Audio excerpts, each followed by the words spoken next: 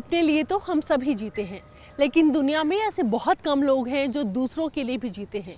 उनके एक प्रयास की बदौलत समाज, देश और दुनिया में काफ़ी बदलाव देखने को मिल रहे हैं।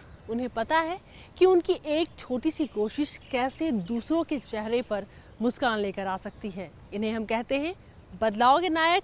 स्वागत है आपका, आपके साथ मैं हूँ प्रांजलि सिंह।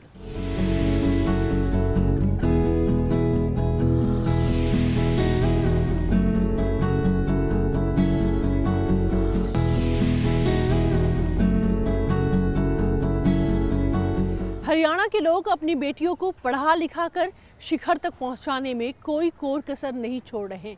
वहां की धाकड़ बेटियां आज देश ही नहीं बल्कि अंतरिक्ष में भी अपनी जीत का झंडा गाड़ चुकी हैं। उसी राज्य से एक ब्रह्मचारी का जीवन बिताने वाले ओम प्रकाश जी ने अपनी 20 साल की नौकरी से इसलिए इस्तीफा दे दिया ताकि उन बेटियों के लिए वो कुछ कर सके। उनका पूरा जीवन काफ़ी संघर्ष से भरा हुआ रहा। उनके पूरे रास्ते इतने आसान नहीं थे, लेकिन कैसे उनके हौसलों ने, उनके विश्वास ने उनका साथ नहीं छोड़ा, आइए जानते हैं। श्री ओम प्रकाश गांधी, समाज सेवा। ये हैं ओम प्रकाश गांधी जो राष्ट्रपति से पद्मश्री अवार्ड ले रहे हैं। इसे देखकर किसी का भी सीना गर्व से चौड़ा हो जाएगा। लेकिन क्या आप जानते हैं इन्होंने ऐसा क्या काम किया है कि इन्हें पद्म पुरस्कार के लिए चुना गया है? दरअसल इन्हीं के किए गए कामों की वजह से हमारी आबादी का एक बड़ा तबका समाज में आज सिर उठाकर जी पा रहा है। सुषमा स्वराज, कल्पना चावला, साइना नेहवाल, फोगट बहने और साक्षी मलिक ये वो चर्चित नाम हैं जो अपने अपने क्षेत्र में देश की अग्रणी महिलाएं रही हैं। लेकिन इनमें एक और खास बात है, ये सभी हरियाणा से आती हैं। भारत की आधी आबादी यानी नारी शक्ति आज सभी क्षेत्रों में अपनी उपस्थिति दर्ज करा चुकी है। लेकिन आज से 3-4 दशक पहले की परिस्थितियों के बारे में सोचिए, जब एक महिला का शिक्षित होना भी बड़ी बात मानी जाती थी। किन कठिन परिस्थितियों से गुजरकर वो स्कूल से कॉलेज के दरवाजे तक पहुंच पाती थी। महिलाओं को तरह तरह की बंदिशों का सामना करना पड़ता था। ऐसे में एक शख्स एक नई सोच के साथ आगे आए। हरियाणा के यमुनानगर को अपनी कर्मभूमि बनाया। इन्होंने गांव में नारी शिक्षा की शुरुआत इसलिए की क्योंकि गांव की माताएं बहनें अनपढ़ थीं। यहीं से इनके मन में ख्याल आया कि क्यों ना महिलाओं की शिक्षा को गांव में भी शुरू किया जाए। फिर ओम प्रकाश गांधी ने साल 1984 में यमुनानगर के खदरी गांव में महिलाओं के बीच प्रशिक्षण के बारे में जागरूकता फैलाने के लिए एक कन्या विद्या प्रचार सभा का गठन किया। इसके बाद साल 1985 में इन्होंने देवधर गांव में 12 एकड़ भूमि पर लोगों से चंदा इकट्ठा करके कन्या गुरुकुल यानी गुर्जर कन्या विद्या मंदिर स्कूल की शुरुआत की, जो आज डिग्री कॉलेज का रूप ले चुका है।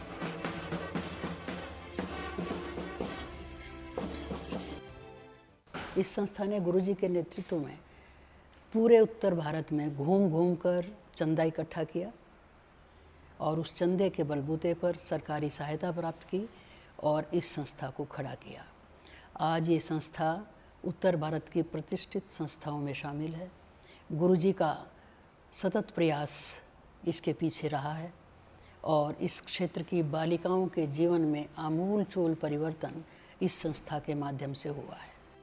अपनी सादगी और स्पष्टवादिता से प्रभावित करने वाले ओम प्रकाश जी ने गांव-गांव घूमकर संस्था के लिए करोड़ों रुपए की राशि एकत्रित कर गुरुकुल संस्थान की स्थापना की।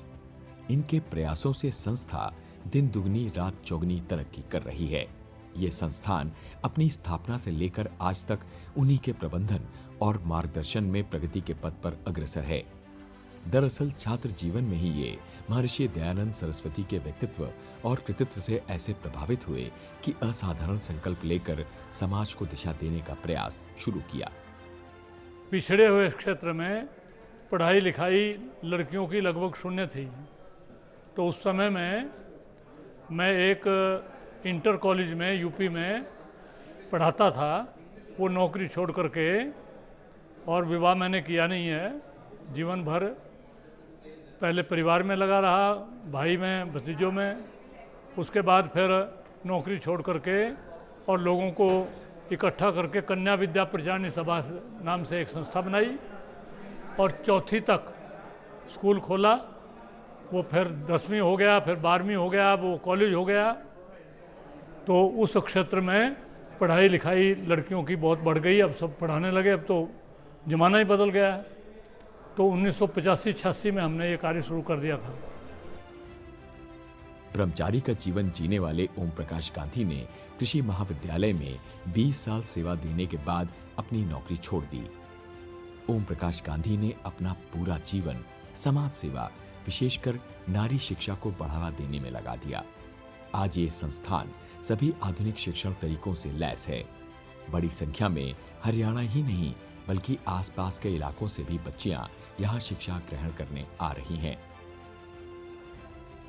तो गुरुजी को मैं संत कहूँ, समाज सुधारक कहूँ या समाज वैज्ञानिक कहूँ, मेरी सोच से बाहर है, क्योंकि गुरुजी के अंदर इतनी सारी खूबियाँ हैं कि इस संस्थान के साथ साथ चारों तरफ जो उनकी एक ओरा है उनका, सभी ग्रामीणों के बीच में, लोगों के बीच में, हमारी कन्याओं के बीच में और हमारे स्टाफ के बीच में, वो अतुलनीय है। और कन्याओं के लिए उनका योगदान भी अतुलनीय है, क्योंकि कन्याओं को जो शिक्षा के लिए इधर उधर भटकना पड़ता था और पेरेंट्स बाहर नहीं भेजते थे शहरों में, लेकिन जो ये सुविधा यहाँ पर महाविद्यालय की हुई है उससे बच्चे जो हैं बहुत ज़्यादा लाभान्वित हैं। लड़कियाँ एक सकारात्मक सोच के साथ सुबह आती हैं और अपनी सभी क्लासेस अटेंड करती हैं। और जैसे कि गुरुकुल शिक्षा पद्धति में होता है कि बच्चों को यज्ञ और हवन करना होता है, उसी तरह यज्ञ और हवन कॉलेज के बच्चों के लिए भी होता है। लड़कियों को देहात में उस समय पढ़ाना नहीं चाहते थे, उनको मनाना पड़ता था, स्कूल में भेजने को भी तैयार नहीं होते थे और पैसे का भी अभाव होता था, सरकार की कोई सहयोग नहीं था। पैसा लोगों से इकट्ठा करना और फिर संस्था पर लगाना और फिर ये सब काम, चैलेंजेस तो होती हैं, लेकिन जब अच्छी नीयत होती है तो लोगों का सहयोग मिल जाता है और वो मिला सहयोग और संस्था निरंतर बढ़ती चली गई, सरकार का भी सहयोग मिला। यहाँ ये कन्याएं शिक्षा के साथ साथ भारतीय परंपरा और सनातन संस्कृति का न सिर्फ ज्ञान लेती हैं बल्कि उसमें बढ़ चढ़कर हिस्सा भी लेती हैं। आज ओम प्रकाश गांधी के प्रयासों से सिर्फ यमुनानगर ही नहीं बल्कि हरियाणा के बड़े क्षेत्र में नारी शिक्षा को लेकर बदलाव आया है। उसमें इनका बड़ा योगदान है और इसी काम के लिए इन्हें पद्मश्री से पुरस्कृत भी किया गया है।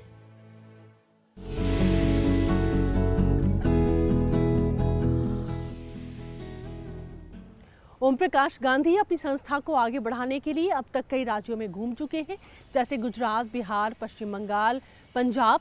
वो जहां भी जाते हैं लोगों का उन्हें भरपूर सहयोग मिलता है। और आजकल के दौर में किसके पास इतना समय है कि वो दूसरों के लिए थोड़ा भी समय निकाल पाए। खैर, ज़रा सोचिए कि एक कर्मचारी को जब अपने दफ्तर से प्रमोशन मिलता है, महंगा गिफ्ट मिलता है, तो क्या बात है। और वो महंगा गिफ्ट अगर एक गाड़ी, एक फ्लैट या यूरोप में 1 महीने छुट्टी बिताने का मौका हो तो क्या बात है। गुजरात के कारोबारी अपने कर्मचारियों को हर साल ऐसा ही तोहफा देते हैं जिन्हें आप बहुत अच्छे से जानते हैं, लेकिन आज उनके बारे में हम उन पहलुओं को आपके सामने रखने जा रहे हैं जिसकी जानकारी अब तक आपको नहीं है, न ही उन बातों को अब तक आपने कहीं पढ़ा है।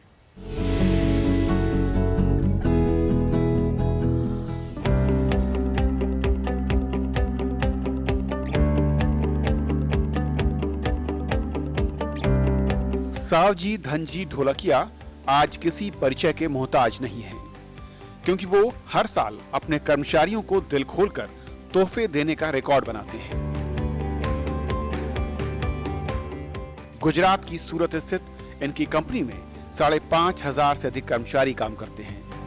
दुनिया के 77 देशों में इनका हीरे का व्यापार है। एक प्रसिद्ध उद्योगपति के साथ ही इनको सामाजिक कार्यों के लिए भी दुनिया भर में जाना जाता है। खासकर पानी, पर्यावरण और ग्रीन एनर्जी को लेकर इनकी पहल सराहनीय है। अपनी मां के सपनों को पूरा करने के लिए वो अपने गांव को पानी की किल्लत से हमेशा के लिए बाहर निकालने में जुटे हुए हैं।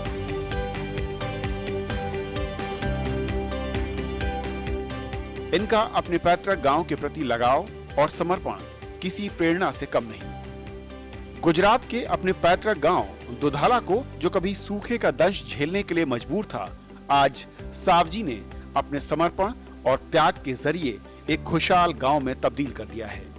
जहां कभी लोग पानी के लिए तरसते थे, आज उस गांव में 50 से अधिक तालाब हैं। आसपास के गांवों में भी कई तालाब बनवाए हैं और कुछ का निर्माण कार्य चल रहा है। दरअसल सावजी अपने गांव के लोगों के लिए जो कुछ भी कर रहे हैं, उसकी प्रेरणा उनकी मां रही है। 6000 करोड़ की संपत्ति के मालिक हीरा कारोबारी सावजी को कभी इस सूखे की मार के चलते बचपन में पढ़ाई छोड़कर आजीविका के लिए गांव से दूर सूरत जाना पड़ा था।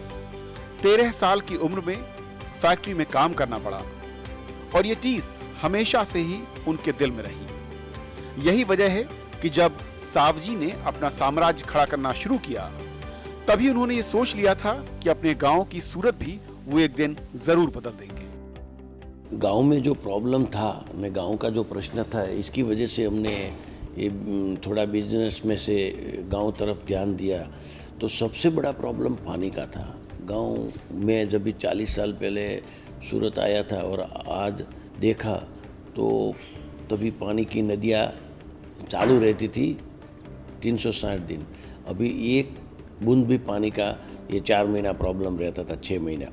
तो पानी के लिए मैंने काम किया, काम तो खुशी के लिए किया, लेकिन जो रिज़ल्ट मिला, अनएक्सपेक्टेड रिज़ल्ट जो गांव का लोगों को मिला, समाज को मिला और जिले को मिला और भारत सरकार ने सम्मान किया, तो वैसे मेरे को भी अनलिमिटेड फल मिला, मैं मानता हूँ और मेरी जिम्मेदारी समझता हूँ। तो अभी तो हमने किया है ने, ये बहुत अच्छा किया है जो सरकार ने और समाज ने इतना सम्मान दिया। शुरुआत में इन्होंने 15 साल पहले सौराष्ट्र में वर्षा जल संचयन के लिए एक निजी ट्रस्ट को अच्छी खासी रकम दान दी, पर बाद में इन्हें लगा कि ये पर्याप्त नहीं है। इससे बेहतर होगा कि वो खुद गांवों में तालाब की खुदाई करवाएं। और इसके बाद उन्होंने अपने गांव से इसकी शुरुआत की और 1.5 करोड़ की लागत से 5 तालाब बनवाए। इसका फायदा भी तुरंत दिखने लगा। गांव के लोगों की दिक्कतें दूर होने लगी। ये तो बस एक शुरुआत थी, सफर तो अभी बहुत लंबा था। अपने गांव के साथ साथ सावजी ढोलकिया आसपास के दूसरे गांवों में भी पानी की किल्लत दूर करने में जुटे हैं और इसके लिए अपने फाउंडेशन की तरफ से ग्रामीणों को हर संभव मदद देते हैं। ढोलकिया को इस बात की खुशी है कि उनके इस मिशन में गांव के लोग भी बढ़ चढ़कर हिस्सा लेते हैं। तालाब बनाने के काम में जन सहभागिता भी अहम रही, जिसमें गांव वालों ने बढ़ चढ़कर हिस्सा लिया।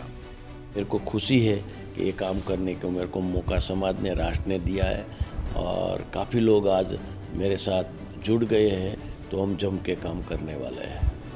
उधर गांव वाले भी सावजी के इस कदम की प्रशंसा करते नहीं थकते। उनके इस प्रयास से गांव में तालाब हैं, जिससे पानी को लेकर लोगों का रोजाना का संघर्ष खत्म हो गया। अब गांव में ही आसानी से पानी उपलब्ध है। यही नहीं, अब खेती के लिए पानी भी मिलता है और मॉनसून पर निर्भरता काफी हद तक कम हो चुकी है। अभी जो मैं कर रहा हूँ वो शायद अगले 10 साल में आप लोग देखेंगे ये सौराष्ट्र की शिकल बदलने जा रही है। ये जो वेरन एरिया था, वो वंद्रावन कैसे बनता है, जो गिर में जंगल है, जो यहाँ इधर गुजरात कहता है कि ये वासदा, ये सापुतारा जैसा जंगल 12 महीना वहाँ दिखेगा। जहाँ एक भी झाड़ नहीं है, वहाँ हम लोग झाड़ का काम और जो नदी को पूरी सरदार सरोवरनी कैनाल है, वैसी नदी हम बना रहे हैं। पानी ही नहीं, पर्यावरण संरक्षण के लिए भी सावजी ढोलकिया प्रतिबद्ध है। समय समय पर वृक्षारोपण करवाते हैं और उनका ये प्रयास लगातार जारी है। भारत सरकार ने उन्हें इन कार्यों की वजह से ही साल 2022 में पद्म श्री पुरस्कार से सम्मानित किया है।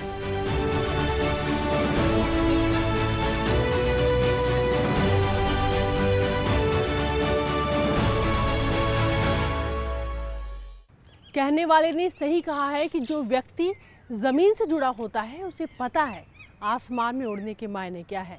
सावजी ढोलकिया एक बार फिर से चर्चा में हैं। उन्होंने मुंबई में 6 मंजिला आलीशान इमारत खरीदी है जिसकी कीमत करीब 185 करोड़ है। इसके पीछे मकसद क्या है, हमें इसके लिए थोड़ा इंतज़ार करना होगा। लेकिन आपके आसपास ऐसे और भी लोग हैं जो कई बार बिना मकसद कुछ कर जाते हैं। ऐसे ही सोच रखते हैं उत्तराखंड के योगी एरन, जिनके प्रयासों के बाद कई उदास चेहरों पर मुस्कान लौटी है। उन्हें उत्तराखंड का देवदूत भी कहा जाता है।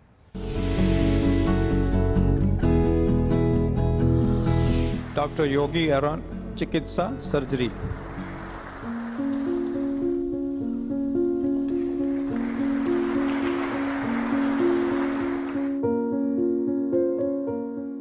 अपने लिए तो सभी जीते हैं, लेकिन कुछ शख्सियतें ऐसी होती हैं जो खुद के लिए नहीं बल्कि दूसरों के लिए जीती हैं। डॉक्टर योगी एरन उम्र के उस पड़ाव में है जहां लोगों को दूसरों की सेवा की दरकार होती है, मगर डॉक्टर एरन खुद दूसरों की सेवा करते हैं।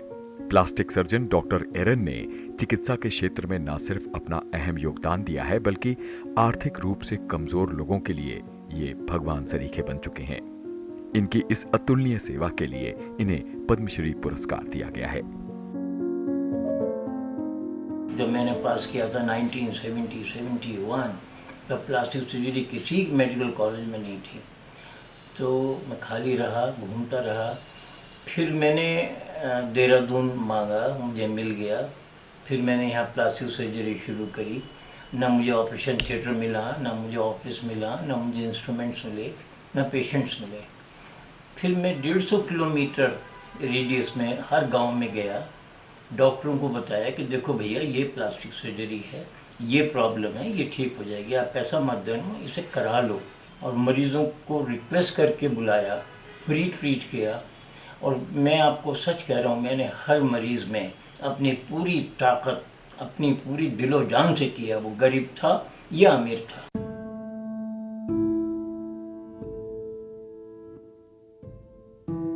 उत्तराखंड के योगी एरन ने हजारों उदास चेहरों की मुस्कान लौटाई है।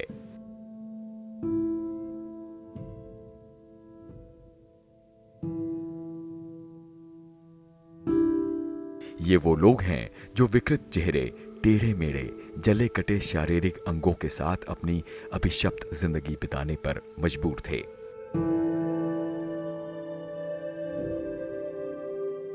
लेकिन ऐसे मुश्किल वक्त में डॉक्टर एरन इनकी जिंदगी में भगवान की तरह आए और इन्हें समाज में सामान्य जिंदगी जीने का हक दिया। डॉक्टर योगी एरन अब तक 5000 से अधिक निशुल्क प्लास्टिक सर्जरी कर चुके हैं। पहाड़ी इलाकों में अक्सर जंगल की आग और जानवरों के हमले में लोग घायल होते हैं। इसमें कुछ का चेहरा बिगड़ जाता है तो कई दूसरी विकृतियों के शिकार हो जाते हैं। तब प्लास्टिक सर्जरी ही एकमात्र उपाय होता है जिसके जरिए पीड़ित व्यक्ति नई जिंदगी पा सकता है। पहाड़ों और जंगलों में रहने वाले ग्रामीण जन आर्थिक तौर पर इतने सक्षम नहीं होते कि ये किसी अच्छे प्लास्टिक सर्जन तक पहुंचे। ऐसे में डॉक्टर एरन इनके लिए किसी देवदूत से कम नहीं। CMI हॉस्पिटल में मेरी सर्जरी हुई। 1.5-2 महीने हाथ मेरा पेट में रखा गया, पेट की खाल से लिया गया, फिर मेरा हाथ बनाया गया। बनाने के बावजूद पहले मेरे हाथ ऐसा था, ये था, मेरी मुट्ठी बंद थी। मुट्ठी बंद होने के बाद फिर उन्होंने धीरे धीरे खोलने का प्रयास किया, तो ये चीज़ें बनाने का उन्होंने काफ़ी प्रयास किया, बहुत ज़्यादा प्रयास किया। उंगलियां, ये जो मेरी उंगलियां दिख रही हैं, इनका प्रयास किया, नेट लगे इसमें, तो प्रयास किया। तो फिर मेरा अंगूठा जो था, तो मेरे सर ने क्या किया कि भाई ये तो इधर उधर बनेंगी नहीं, लेकिन उन्होंने बनाते हुए फिर मैंने मना भी कर दिया। मैंने कहा सर मुझे नहीं बनाना अपना हाथ अब, तो मेरे अंगूठा उन्होंने बना दिया। अंगूठा कामयाब बन गया मेरा, तो आज मैं कार्य करती हूँ, रोटी जो भी जितना भी मुझसे हो सके सारा कार्य मैं अपने हाथ से कर लेती हूँ। योगी एरन शुरुआत में अमेरिका में भी प्लास्टिक सर्जन रह चुके हैं, लेकिन जब इन्हें यह ख्याल आया कि पैसे वाले लोग तो अपना इलाज करवा सकते हैं, लेकिन उन निर्धन बेसहारा लोगों का क्या जिनके पास ना तो साधन है और ना ही पैसा। इसी एक विचार ने इनकी जिंदगी का मकसद बदल कर रख दिया।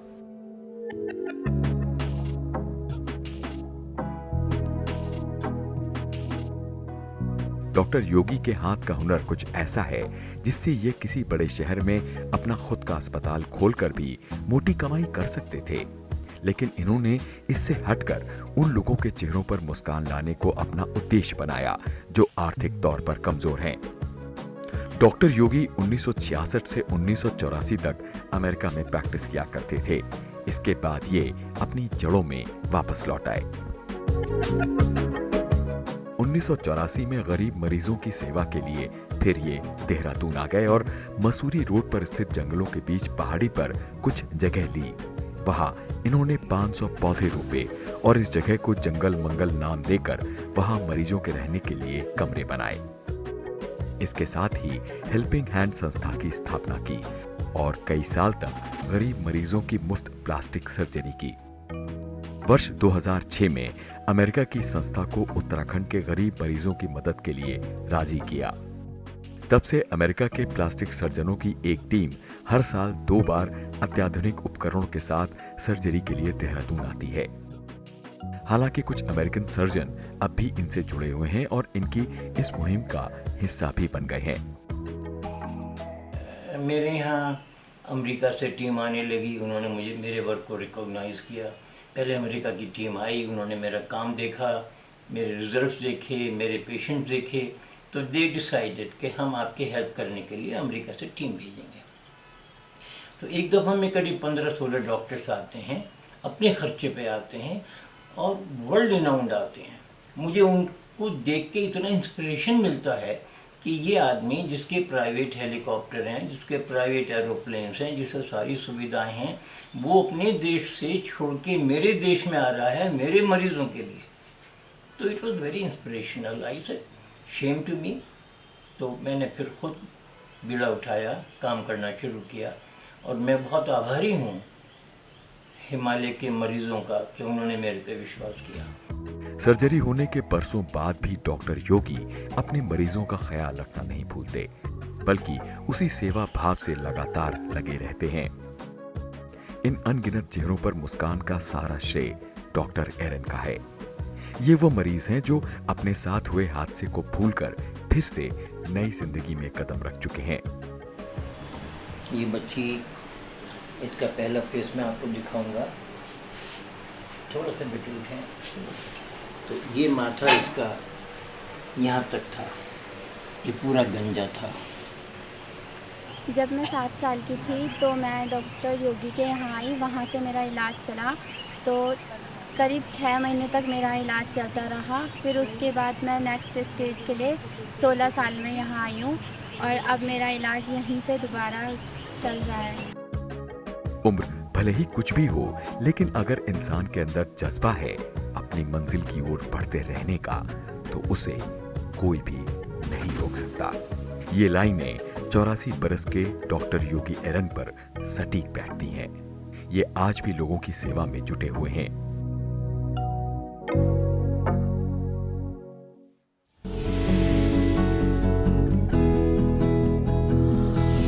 बदलाव के नायक के सफर को हम यहीं पर आज विराम देना चाहते हैं।